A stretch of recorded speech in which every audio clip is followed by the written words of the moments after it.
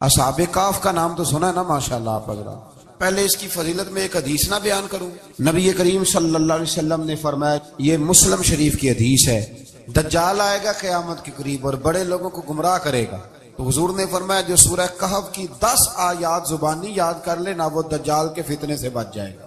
اللہ توفیق عطا فرمائے۔ اس سورہ مبارکہ کی آیت نمبر 9 سے اصحاب کہف کا ذکر شروع ہوتا ہے۔ اصحاب کہف، جب حضرت عیسیٰ علیہ السلام کو اللہ کریم نے چوتھے آسمان پہ بلا لیا نا، تو دقیانوس نام کا ایک بادشاہ ہوا بنی اسرائیل کے اندر، بڑا ظالم تھا، اس نے گمراہی پھیلا دی، اور جو لوگ معاذ اللہ کفر اور شرک نہیں کرتے تھے انہیں قتل کروا دیتا تھا۔ تو 7-8 نوجوان اپنا ایمان بچا کے بھاگے۔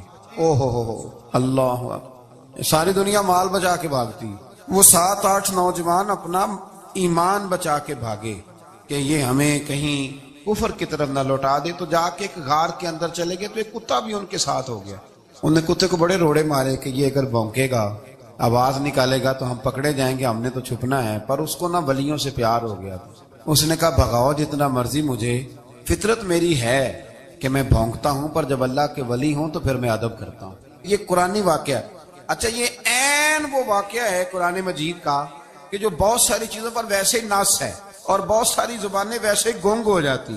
تو وہ 6-7 لوگ تھے، وہ چلے گئے غار کے اندر، جا کے انہوں نے پناہ لے لی۔ بادشاہ کو پتہ چل گیا کہ غار کے اندر ہے۔ اچھا، اللہ کی قدرت، جیسے داخل ہوئے انہیں نیند آ گئی، یہ سو گئے۔ اور قرآن مجید کہتا ہے، قرآن مجید کے یہ لفظ ہیں کہ کتا غار کے منہ پر بازو پھیلا کے بیٹھ گیا، گویا اپنے مالکوں کی خدمت کر رہا ہے۔ اب میاں صاحب کی ایک بات کر لیں درمیان میں۔ میاں صاحب فرماتے ہیں، جنہ تنا وچ عشق نہ رچیا، کتے ہونا تھی چنگے، اور چلو مالک دے کر راکھی کر دے، صابر بھوکے ننگے۔ یہ دیکھو نا کہ اتنا تو ان کے اندر بھی کمال ہے۔ اپنے نا دونوں بازو پھیلا کے، کتا بھی غار پہ بیٹھ گیا، ان کو نیند آ گئی۔ بادشاہ نے پتہ کرایا کہاں بھاگ کے گئے، تو کہا وہ غار کے اندر ہیں۔ بادشاہ کہنے لگا کہ ان کی سزا یہ ہے کہ ایک دیوار چن دو غار کے منہ میں، غار کوئی بند کر دو۔ جس بندے کی ڈیوٹی لگائی نا غار چننے کی، بندہ بڑا نیک تھا، اس کو دیوار بنانے کا ذمہ دیا، اس نے نا دیوار بھی بنائی اور ایک تختی پہ نا سب کے نام لکھے، اور وہ تختی ایک صندوق میں رکھ کے وہاں بند کر دی، اور اسی طرح کی ایک تختی اس کے نیچے لکھا کہ ایک تختی ان کے ناموں کی نا میں مال خزانہ میں بھی بند کر رہا ہوں۔ اللہ تبارک و تعالیٰ کی قدرت کے بعد مفسرین نے لکھا ہے وہ 100 سال تک سوئے رہے، اور بعض نے لکھا ہے کہ 300 سال تک سوئے رہے۔ 300 سال کے بعد اس طرح ہوا کہ حکومتیں بدل گئیں۔ بیدروس نام کا ایک بادشاہ آ گیا، وہ بڑا نیک دل تھا، اس نے ہر طرف حضرت عیسیٰ علیہ السلام کی شریعت کا پھر سے نعرہ بلند کیا۔ اب نا کچھ لوگ ایسے تھے جو منکر ہو گئے تھے کہ مرنے کے بعد دوبارہ کیسے اٹھیں گے۔ بادشاہ ایک دن حجرے میں گیا، جا کے دعا مانگی، یا اللہ کوئی ایسی بات دکھا جس سے لوگوں کا ایمان پکا ہو جائے۔ اس طرح کے بھی بادشاہ ہوا کرتے۔ تو رب کریم نے کہا میں نے تو پہلے ایک راز چھپا کے رکھا ہوا ہے، کھول دیتے ہیں۔ اس نے دعا مانگی، اور ادھر کیا معاملہ ہوا، ایک چرواہا بکریاں چرانے والا وہاں سے گزرا۔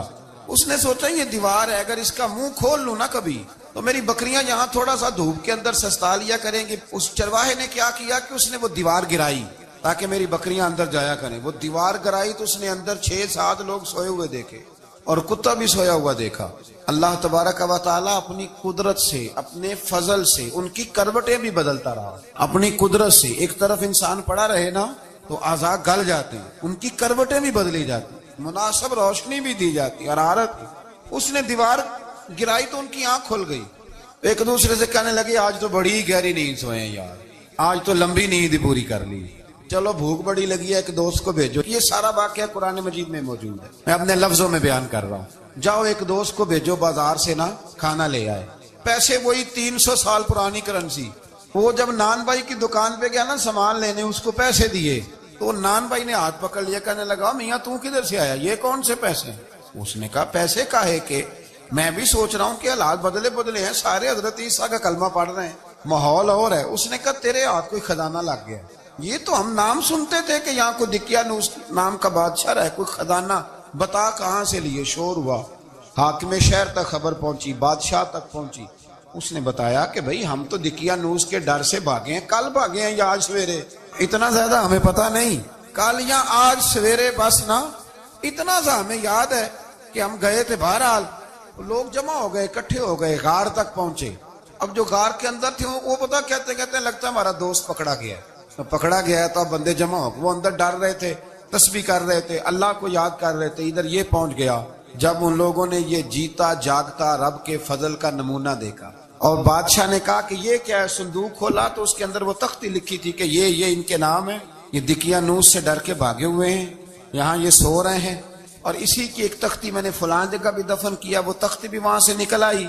اب سب لوگوں کی آنکھوں میں آنسو آئے اور سب کہنے لگے لا الہ الا اللہ، لا الہ الا اللہ، لا الہ الا اللہ، سب کہنے لگے ان اللہ علی کل شیء قدیر۔ جب ان کی بات پوری ہو گئی، لوگوں کے ایمان پختہ ہو گئے، تو اصحاب کہف کہنے لگے کہ ہمیں اب اجازت ہے، ہم پھر دوبارہ غار میں جاتے ہیں۔ وہ غار میں گئے تو رب نے پھر انہیں موت عطا فرمائی، نیند عطا فرمائی، تحفہ دیا۔ بادشاہ نے پھر اس کے آگے دیوار بنائی اور وہاں بادشاہ نے ایک مسجد تعمیر کرا دی، لوگ زیارت کرنے جاتے۔ یہ اصحاب کہف کا ذکر ہے۔ اب یہاں ہمارے مفسرین نے لکھا ہے کہ وہ جو کتا تھا نا وہ بھی ساتھ ہی تھا۔ اللہ قیامت والے دن اسے انسانی، یا تو انسانی شکل ملے گی، یا جیسے رب کا فضل ہوگا رب کریم اسے بھی جنت عطا فرمائے گا۔ اس نے تبلیغ کی، دین کی، اس نے کیا کیا؟ تبلیغ کی، نمازیں پڑھی، روزے رکھے، حج کیا، 10 ہوتے صحیح اس کیتا کی۔ اسی آنکھیں نا خدا کے فضل سے ہم پر ہے سایہ غوث اعظم کا، ہمیں دونوں جہاں میں ہے سہارا غوث اعظم کا۔ لوگ پریشان ہو جاتے ہیں، کہتے ہیں کس طرح کی بات کرتے ہو؟ تو میں نے کہا اصل میں تیرا عقیدہ کچا ہے۔ وہاں تو کتا چلا جائے ولی کے پاس تو رب اسے جنت دے دیتا ہے، تو جیگتا جاتا مومن جائے تو اللہ کیوں فضل نہیں فرماتا؟